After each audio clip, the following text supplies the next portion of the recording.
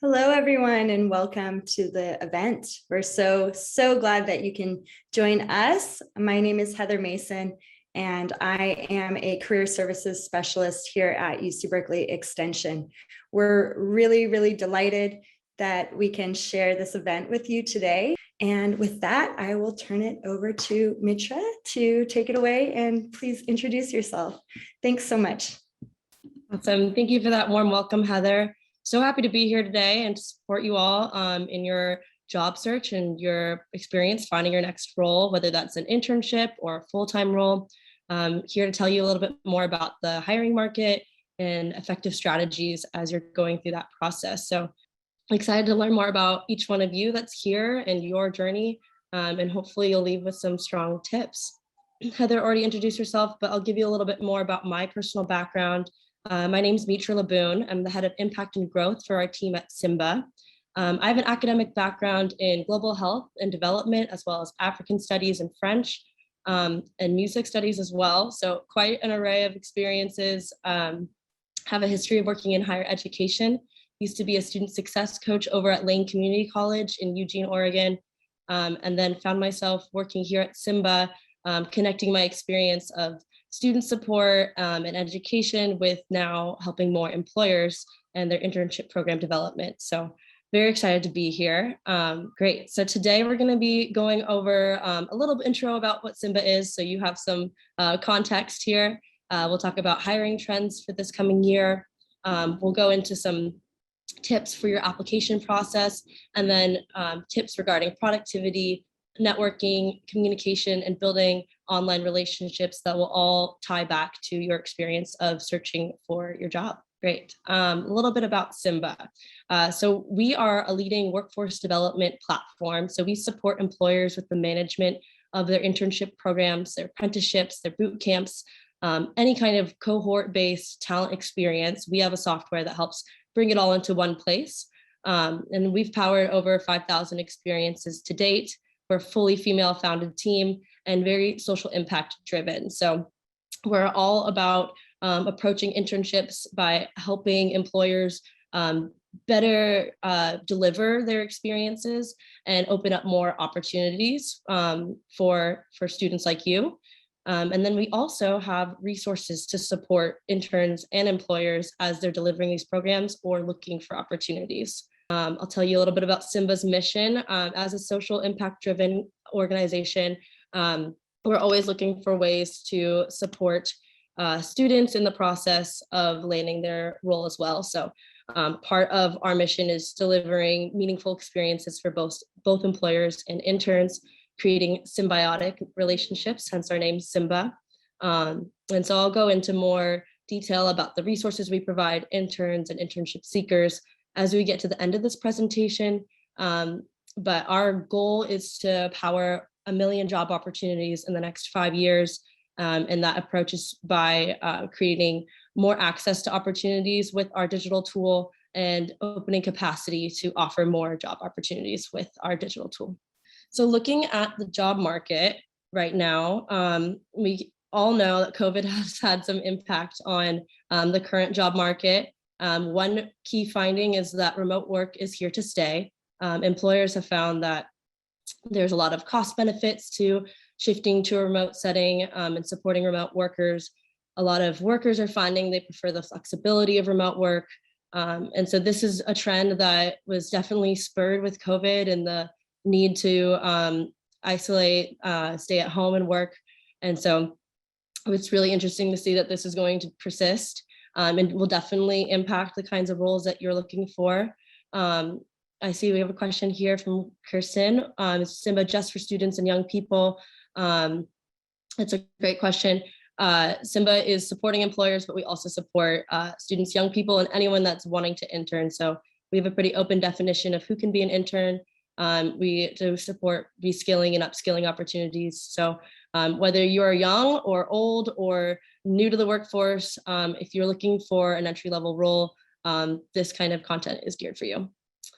Stepping back to the job market, so remote work is here to stay. Another part of the shift in the job market right now is that labor shortages continue to persist despite unemployment. So we saw a lot of people in unemployment in this last year getting unemployment benefits. There were like a lot of funding that went out to people to support them in this experience. At the moment, the federal unemployment benefits are now expired, so that's going to definitely affect the market too. But one really critical thing to consider is that just back in April of 2021, 4 million US employees quit their jobs, and many more are expected to do so throughout the rest of the year. And this is a period that in the United States we're calling the Great Resignation, but it's also a global phenomenon. We're seeing a lot of people shifting out of their full-time roles, not fully satisfied with their current state. 38% of workers in the UK and Ireland plan to quit their jobs in the next 6 to 12 months. So it's not just here in the US. And we found that more than half of employees globally say they would consider leaving their jobs after the pandemic if they weren't offered flexibility about where and when they work. So these are kind of important things to take into consideration as you're looking at job prospects, the way that the market is shifting. There's a lot of competition in the space for full-time roles and even entry-level employment.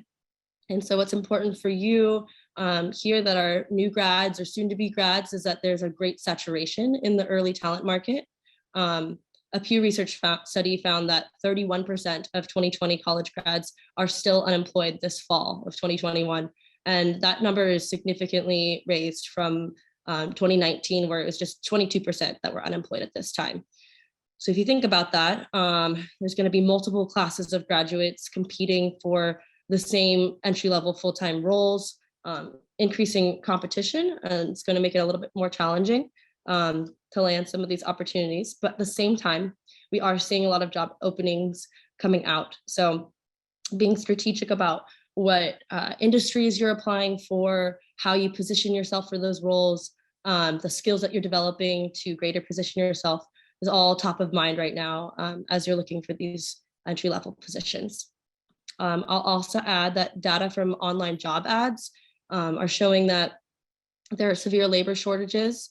And because of this, employers have downskilled some requirements for job postings, and they're offering more sign-on bonuses, higher starting salaries, and more on-the-job training, which is awesome to hear for anybody looking for an early talent position. But another thing to keep in mind is that as you're going into interviews, be sure to ask employers about opportunities for growth within the company, how they're supporting professional development opportunities, and what that's going to look like for you, because you might be getting a nice package from the beginning, but you want to ensure that you're going into an opportunity that's going to continue to develop your personal career growth and has that top of mind as well for you.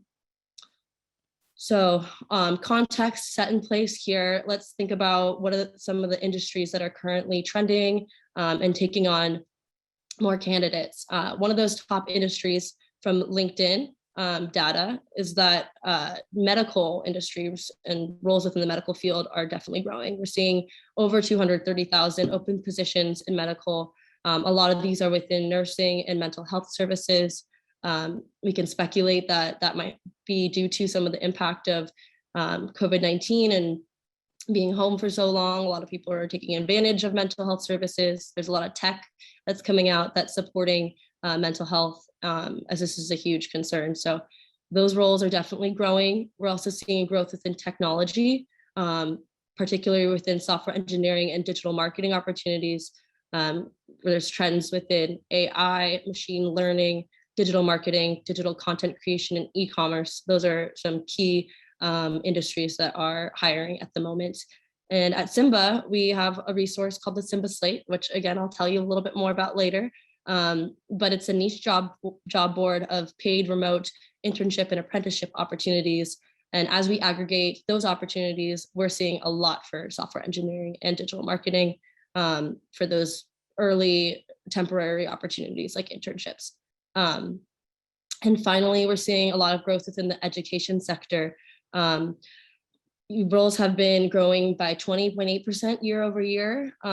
So I think a lot of that is lended to the fact that education is a continuously developing industry, and there's been a lot of emphasis on workforce development lately in the political level. Biden is supporting a lot of workforce innovation grants. So it makes sense that we're seeing a lot of opportunity within education roles and an emphasis in new opportunities there. So if any of you on this presentation are looking for a role within medical, within tech, or within education, this is all good news for you. There are definitely opportunities growing in each one of those spaces. Here I just have a graph of the 10 trending skills by domain. So it speaks to some of these industries I was just referring to. This is a Coursera skills report from 2021. So it came out very recently, where they analyzed learners from 10 industries with 26 different skills for business, tech, and data science domains. So these are just some suggestions for technical skills you might want to be working on developing to strengthen your application. They also are great to develop accreditation with. So if you take a class on Python or JavaScript, maybe on web development or design, maybe a PM, a product management accreditation, those are great things to mention on your resume to specify your technical skills, and also they're very top of mind for a lot of employers at this moment. So skills to consider developing at this time. Even Microsoft Excel is listed here. So really brushing up on your Excel skills and getting adept with each one of these technical skills will be valuable for you if you're looking for an opportunity within business, within tech, or within data science. Equally important in this age of increased automation and digitization is durable skills. So this is an initiative that America Succeeds has been researching heavily in.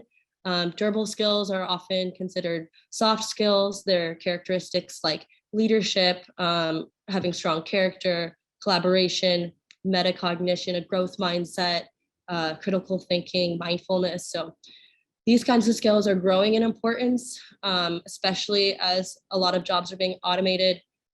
So strengthening your abilities here is going to make your application stand out significantly. The top 5 durable skills were requested 3.8 times more than top 5 hard skills for from employers. And then we're seeing that leadership and communication are the top 2 requested durable skills, with nearly 29 million job postings requesting those particular skills from their candidates. So think about looking for opportunities that are going to give you more leadership skills, that are going to help you with your communication, being an effective communicator, both online and in person, as that's going to help place your application more towards the top. So 3 simple pieces of advice for you with your application and creating a strong application. The first thing being having a well-designed resume. I think it's pretty common knowledge now that if you're applying for a design role or marketing role, your resume should match that of what the role is about. So be sure to beautify your resume, make it match your personal style, make it a demonstration of your skill if you're going into a role that's like digital marketing or something design oriented. That visual first impression is going to be impactful for making a strong first impression. But the same can be done for a technical role. Simplify the way that your hiring manager is going to view your resume. Make it easy for them to digest the information, to see the key points about your experience and your character. And if you can, find a way to tell a story through that resume. This is like the one critical piece of your education and career workforce or work experience history. And so don't be afraid to get creative with how you demonstrate it there, but also be strategic with the content that you're putting in there. So the second point here is to use metrics to demonstrate your impact.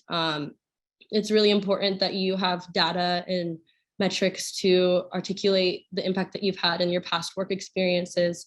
Say you were working in a marketing internship and you helped grow an Instagram following for a company. Specify by how much. And part of that is being diligent from the beginning to track where things were before you joined on for an opportunity and how it's changed by the time you're leaving. And by tracking these kinds of impact metrics, one, you get a stronger understanding of the impact that you had, and you're able to leverage that for future opportunities. But it also is just good practice for you with whatever role you go into, with practicing KPIs and like metrics for success in your role. So definitely be conscious of adding in metrics to your resume, and then also keywords for some of the skill sets that you've developed. So falling back on the last slide I just mentioned, there's skills like Python, like product management that you can weave into your application that might help it stand out depending on the industry that you're applying for. So leveraging those keywords is also helpful because a lot of hiring managers are using AI and other technology to help streamline their process of reviewing candidates. So if you have the right kinds of keywords in your application, that will help bring your application to the top if they're using those kinds of digital tools to streamline their process for recruitment. Last but not least here is to introduce yourself. Don't be afraid to reach out on LinkedIn and connect with current employees at the company you're trying to apply for. This is an opportunity to meet other people that work there, to do some discovery calls, and truly vet if it's the right placement for you. When you're applying for a job, it's not just about, getting the offer, it's about making sure it's the right fit for you too. So make sure that you're making some connections, introducing yourself, and assessing that before you dive into accepting an offer.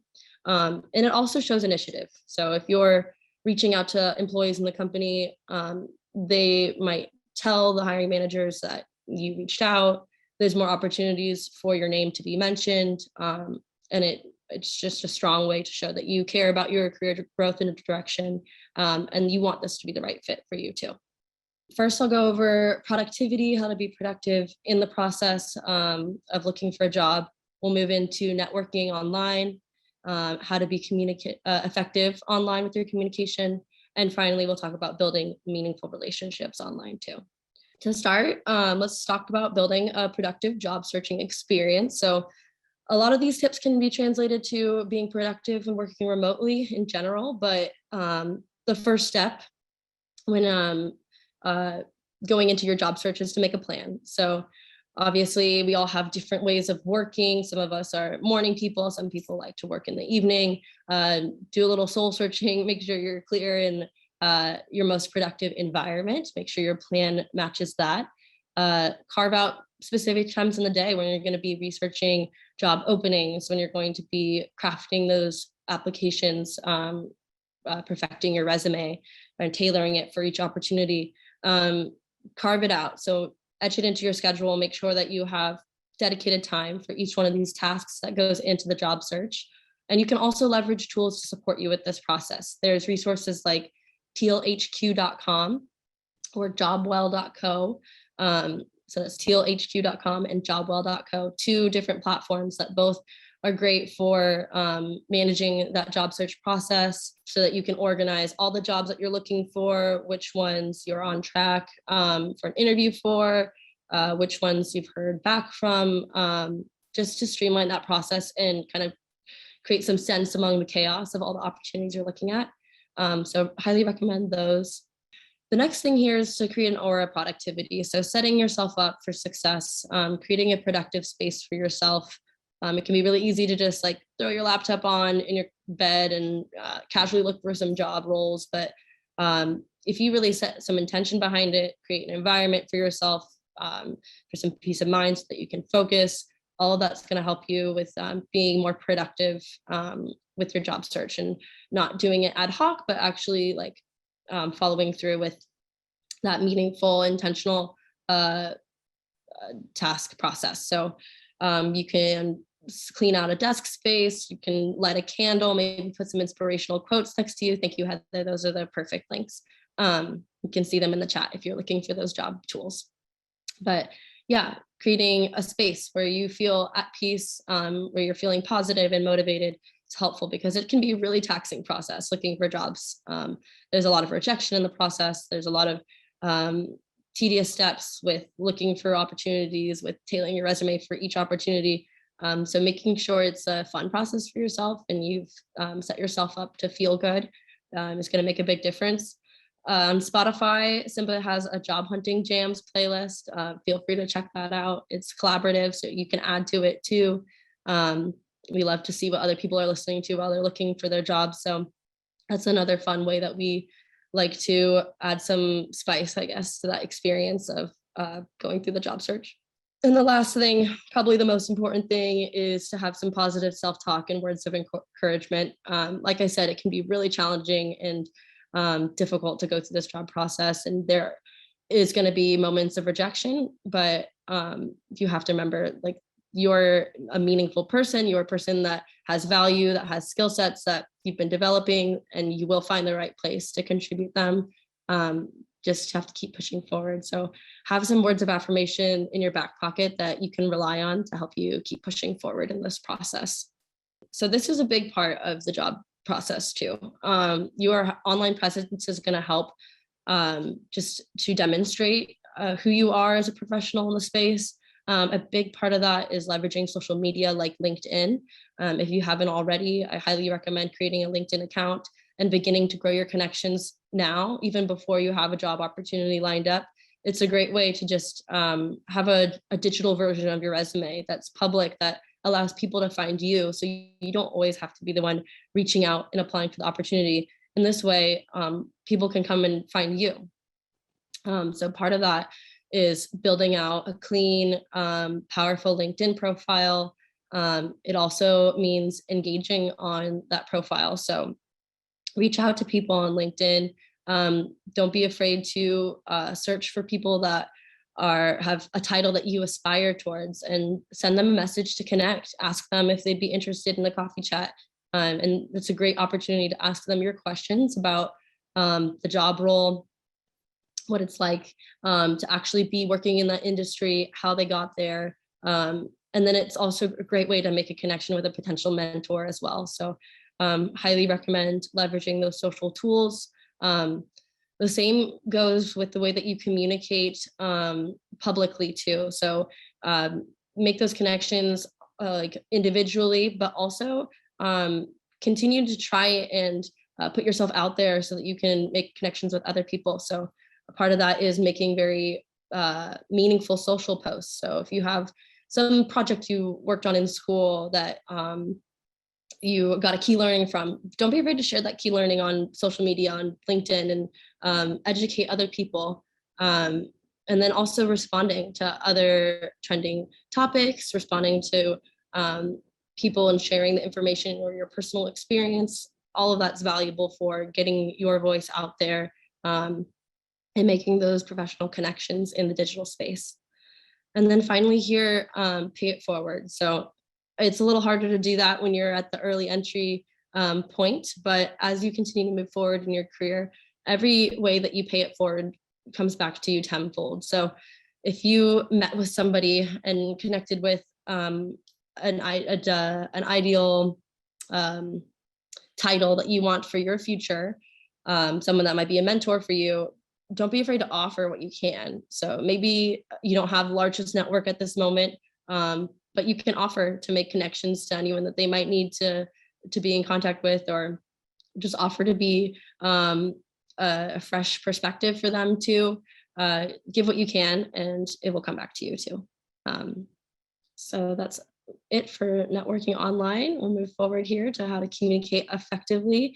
So this kind of comes into play as you're going into those discovery calls with people you've connected with on LinkedIn, as you're going into interviews for roles. The big thing is to ask the right questions. Anytime you're doing a discovery call for an opportunity, ask about how they got there, ask about what they love about their job, ask about what they don't love about their job. Don't be afraid to get to the heart of what it's really like to play the role that you're interested in playing, or work in the industry that you're curious about.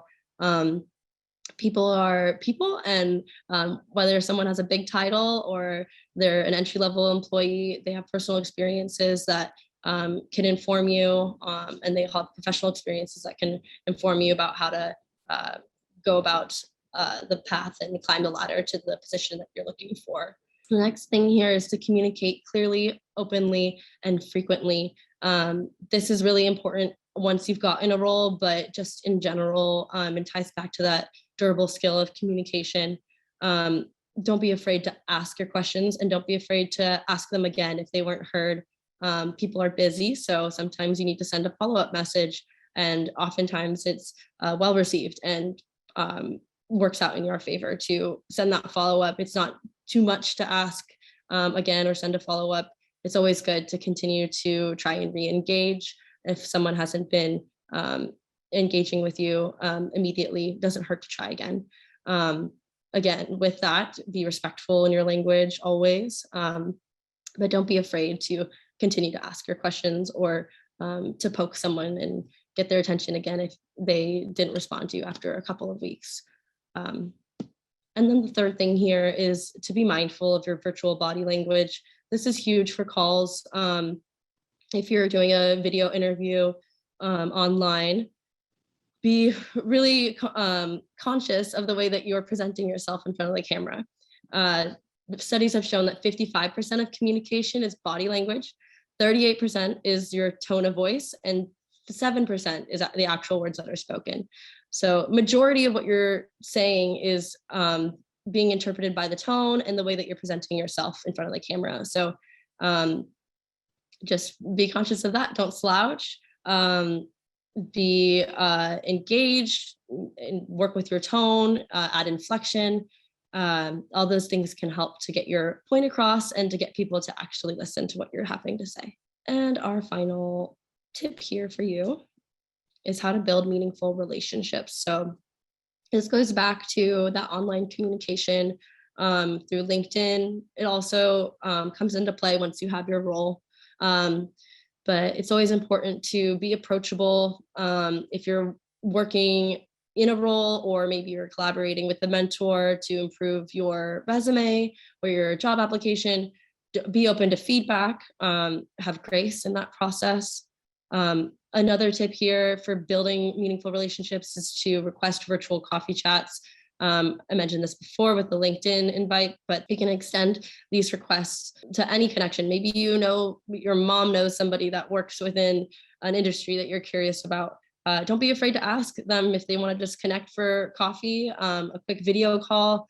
Maybe you're in the same area, geographical area, so you can meet in person, but always be open to those new connections, because I think a key thing with landing a job opportunity is it's often through a network, it's often through a recommendation, or someone that you know somebody with an open job, and you get connected there. So the more people you know, the merrier, and the more that you can create those opportunities for yourself, the better it'll be for you. So always be open to making those connections and seeking out ways that you can make those connections.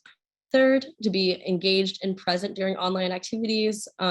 This goes back to the video on during calls. This goes back to being present and using good tone and inflection when you're speaking. If you're participating in like a training event, don't be afraid to put your video on. Don't be afraid to send a message in the chat. Just be vocal, demonstrate that you're present in there, and that will be well received. Especially for speakers, we always like to have other people engaged with what we're saying, responding to what we have to say, and interacting, and helps to create a more powerful experience for everyone that's involved in whatever online event you might be doing. And the final thing is to celebrate others. This is always a great way to create a sense of warmth and connection with other people. Everybody loves a compliment, and nobody gets enough of them. So don't be afraid to acknowledge the good work other people are doing that you see. This can be giving kudos on LinkedIn and making public recognition. This could be sending a private message to someone that you saw is doing impactful work. But it's always important to continue to sprinkle this good energy out.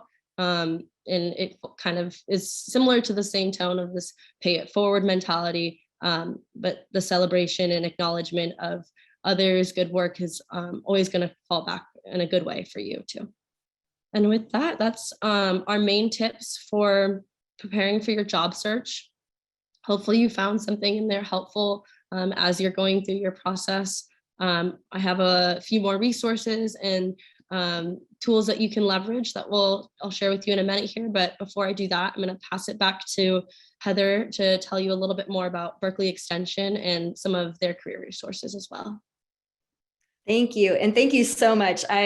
I'm learning so much myself, so I really appreciate it. Well, as some of you know or may be familiar with, UC Berkeley Extension is the continuing education arm of UC Berkeley. And we really invited Symba to come here and share their amazing knowledge with all of you as part of the support that Extension wants to provide to all of our students and the community at large to move into the next stage of your career. So we do have a couple of different career resources I want to share with you all. And I think this really goes back to all of the skills that you were talking about earlier, and some of these hard skills and the sort of personality trait skills as well that you had mentioned. UC Berkeley Extension is also available to support anyone who's looking to upskill in their career or move into a new career or start a career with help just getting those skills under your feet. So we have a variety of professional certificates, nearly 40, I believe, and they're across all different types of fields, including several of the fields that were mentioned as being sort of hot areas that are experiencing shortages right now. I invite you to learn more about our different programs and professional certificates at extension.berkeley.edu. I'll put that in the chat box in a minute here. And for students of our professional certificates, we also provide a professional internship program, which is a program that takes UC Berkeley Extension students through a step-by-step process to help secure an internship. So this is really one-on-one career coaching, events like this that we put on, internship fairs, and a lot of networking support, because as many of you know, if you are in the position of someone who's searching for a job, it can be very, very difficult. So we're really here to be your champion and help support you through that process, which can be quite long. So please contact us if there's anything we can do to help or any questions you have. And I'll turn it back over to you, to Mitcha, to talk about the resources that Symba has. Awesome. Thank you, Heather. We can move the slide forward here, but the main resource Symba has for internship seekers is our community. We have a global community of over 3,200 internship seekers. It's totally free to sign up as an internship seeker. And what happens there, you'll navigate first to the Symba.io website, click on the intern page in the footer, and you'll see the sign up form to join the community. Once you do that, you'll gain access to a bi-weekly newsletter that's full of resources to help you with landing an internship and succeeding in an internship once you land one. We also share events in that newsletter, like these kinds of student showcases. You'll also gain access to the Symba Slate. This is that job board I mentioned that's super niche. It's specifically paid and remote opportunities that are internships or apprenticeships or boot camps, those temporary roles. And everything on the slate is going to be, we aim for all opportunities to be $15 or more per hour for their wage. And they're constantly rotating too. So be sure to check it out frequently and see what's up. But we're always sharing new opportunities there, and it's year round. And there are opportunities based outside of the US that we share there as well. So great resource for you. That's totally free. And then we also have our blog too, which is another great way to tap into some resources that will give you tips for succeeding in your program or help you with landing an internship. So highly recommend you join Symba's community for all those free benefits. I'll share a few other resources we have, or at least that I like to promote. I think they're really helpful. One of them is the Intern Hustle. The Intern Hustle shares some great videos and blog content that goes into how to create a strong application, as well as how to stand out during your internship program. Definitely recommend checking those out. She's always putting out new content, and they're pretty entertaining and very informative. The next resource here is probably my favorite resource and one I like to leverage when I was at university. It's called 80,000 hours. It's called 80,000 hours because on average, people work 80,000 hours in their career.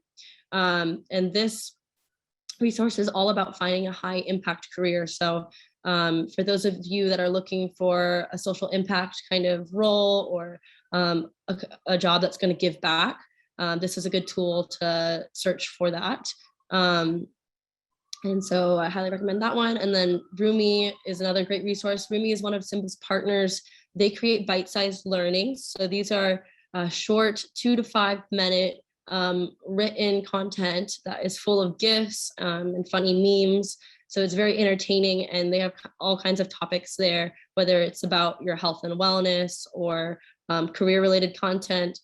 We collaborate with Roomie in creating internship-oriented content. So you can check out some resources there for how to stand out during your program, how to go from intern to employee, that kind of thing. So definitely recommend checking out Roomie for some engaging bite-sized learnings. And the final resource here is Truity. Truity has a bunch of different personality tests. Some of them are career-oriented. And like who you are in the office, how you might fit and mix with different office environments where there's different kinds of office personalities. And this can be helpful too as you're like having these conversations and discovery calls with potential employers, just to kind of assess how does my work personality fit with the people that are currently working in the department that you're looking to get hired in. So these are 4 great resources. There's a lot more out there too, but definitely recommend checking each one of these out for their different purposes. And that's it for me. We can open it now to Q&A. So if anyone has questions, feel free to drop them in the Q&A. I see that we have a few already. And I'll jump into that. And Tinu, I see that you're struggling to see the sign up button for interns. If you navigate to our website, you should see in the footer, and it's Symba, SYMBA.io. You'll see in the footer interns, and then you'll be able to find that sign up form. I can share it directly in the chat here in a moment once we go through these questions. First question, KPI, key progress indicators. So this is a term that you often hear in the workplace that speaks to success metrics. So if you're working on a project, you have some KPIs that you identify, key progress indicators to help identify if you reached your goal. If you're trying to grow an Instagram following by X%, then you have a KPI for that number so that you know if you made it. So that's what that is about. It looks like Ross doesn't like LinkedIn. Are there other platforms for professional connection? There are some. A lot of them are geared for people that are already in the workforce. One of those is Lunch Club. This is a pretty cool tool that helps with networking. You have to get invited in by someone else. Unfortunately, I hope that they open up to have a free sign up form soon, but there are some tools like that for networking purposes. But that kind of resource is usually for after you've already entered the workforce and have a little more full-time experience under your belt. And Sophia Hart, could you give us a resource for full-time job seekers too? Unfortunately, we aren't sharing those on the Symba Slate right now, but there are a lot of platforms like Indeed, even LinkedIn Jobs is a really great tool for that. You can go straight to Google if you want, and there's a lot of resource or job listings straight there for full-time opportunities. Another way to do this too is to go directly to people that you find on LinkedIn, other professionals in the space, look at a company and see who's an existing employee straight off their website and ask them, are you hiring? Are there opportunities coming up within your department? I'd love to work here. What can I do to get a role here and demonstrate my value? So that's a more direct approach, but lots of job tools out there for full-time jobs. Great. Next question here is from Jessica. So the question is, if you graduated last year and haven't been able to find a job, is it unattractive, or are you more likely to get passed up because you haven't been practicing your skills? And what do you recommend to do in the meantime so you don't lose your skills? This is a great question, Jessica. I don't think that you're less attractive. I think a lot of employers are understanding of the situation of COVID and the way that's impacted people and their access to opportunities. There's a lot of ways to continue to practice your skills. There's special accreditation platforms where you can get extra accreditation for specific skills, like the digital skills I mentioned earlier during this presentation, so that you can have some concrete way to display and say, hey, I'm really good at Google Excel, or good at Excel and spreadsheets. This accreditation demonstrates that I have worked on it for X amount of weeks, and using those kinds of accreditation platforms can be helpful. And then also independent projects. I think if you've gone through university, you've done a lot of independent projects for your classes. Don't be afraid to find a thesis question for yourself and create a project for yourself that you can use and put on your resume. For me, I wrote a thesis in the past about digital storytelling campaigns. I still have a strong interest in that. And so on the side, I like to do research on different digital storytelling campaigns that are out there. And I'm personally looking to form a new project based off of that and create my own kind of social impact campaign. This kind of like independent project work can be really valuable too for boosting your resume. And it also shows your ability to take initiative and create work for yourself. Jane, hi, I've been searching for my next job. I'm a working professional for 20 years. I want to deviate and do something different, related and with my engineering background is useful, but no one is available to give me the job opportunity to expand and use my skill set, even though my skill set is probably overqualified. What should I do, say, to convince people that I'm cut out for the job and I want to switch careers and use my background to help?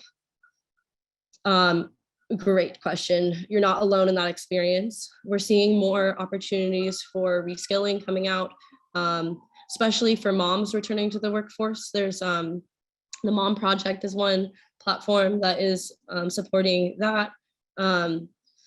But going into those re-internships is what they're calling them, can be helpful to show that your skills are still there, to demonstrate that you've brushed up on new skills with the current job market. And I wouldn't be afraid to tell your story during an interview. We've had candidates, at least for our internships at Symba, that have shared like why they're applying for a certain role, even though they might have a different background. And that resonated really well for our hiring team too. So don't be afraid to paint that picture. You can make it brief, but don't be afraid to tell that background of experience and your goals and your vision too. I think it will be well received. Obviously, it's different for every employer and circumstance, but kudos to you too for diving back into the workforce after that break. Jane also asked, I've also experienced people set up a one-on-one for quick 20-minute chat, get to know you, to weed out the flyers as for screening. When you only have 10 out of 20 minutes to speak about yourself and why you want the job and why you think you're a great candidate, what should you focus on? That's a good question.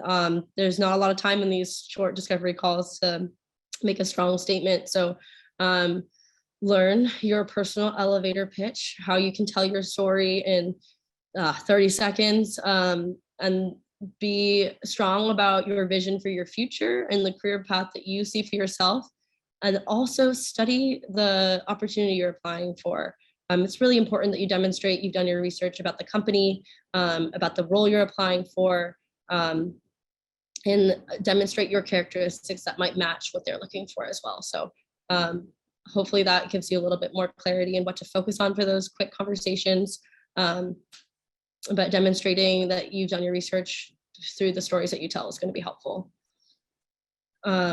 Next question here. Are there recruiters / coaching opportunities available for emerging workers that are low / cost free? I've noticed that these kinds of recruiters work in higher paid senior level positions in industries like tech. Interesting. I have not done a ton of research on recruiting and coaching opportunities for emerging workers. That's a really good question. So it sounds like you want to work within recruitment. I would go straight to people with a recruiter title and ask them, message them on LinkedIn for Connect and see if they have some recommendations there, as I do not have suggestions in that space. But really cool. Recruitment is definitely needing more people, especially as I mentioned, the Great Resignation, a lot of shifts happening, a lot of need for more recruitment and recruiter coacher roles. We're seeing more coaching roles open up in the education space too. So all good ideas to go into that space too. I'll do some research on the low cost or free opportunities for developing those skills too. I think that's a great question. Great. The next one we have here is, I am just changing my whole career. Being a foreign medical graduate, I have not been able to secure any job till now. How do I build my resume? Because all my experience has been patient related. All right. This is a great opportunity to bridge your story. I don't know what kind of career you're looking to go into now, if you're trying to shift out of a medical, but having worked with patients, you have a strong experience with customer experience and customer success, and these skills of connecting with another human being. You're going to be able to demonstrate that you have empathy and soft skills. Your durable skills, I'm sure, are going to shine from that experience. And then work on accessing some of those accreditation opportunities so that you can start to show that you have expertise in other spaces, and that'll strengthen that story and connection you're trying to make about your past experience within foreign medical and then the current positions that you're looking to go into now. But lean on those soft skills that you've developed, because I think that'll be very powerful for you. And it also demonstrates that you have grit and a growth mindset if you manage to push through a medical training. So good luck as you're moving forward with that. Next question, we're almost there. Thank you so much for all of your questions. I love to see them. This one is there a benefit to apply for an open role through a recruiter that messaged via LinkedIn versus directly applying through a company's website? Also, is LinkedIn Premium worth it?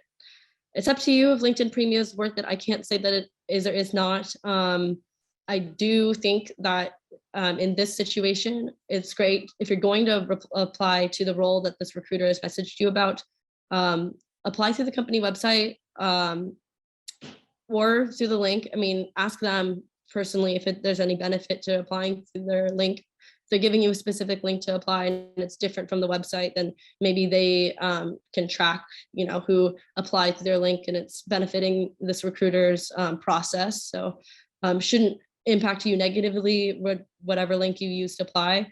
But definitely respond to the recruiter and build a relationship with them, because that is another person that can advocate for you for that opportunity. And the more people that you get connected to the space, to that role, to the company itself, is going to benefit you as you're working for that role. Hopefully that answers your question there, Brandy.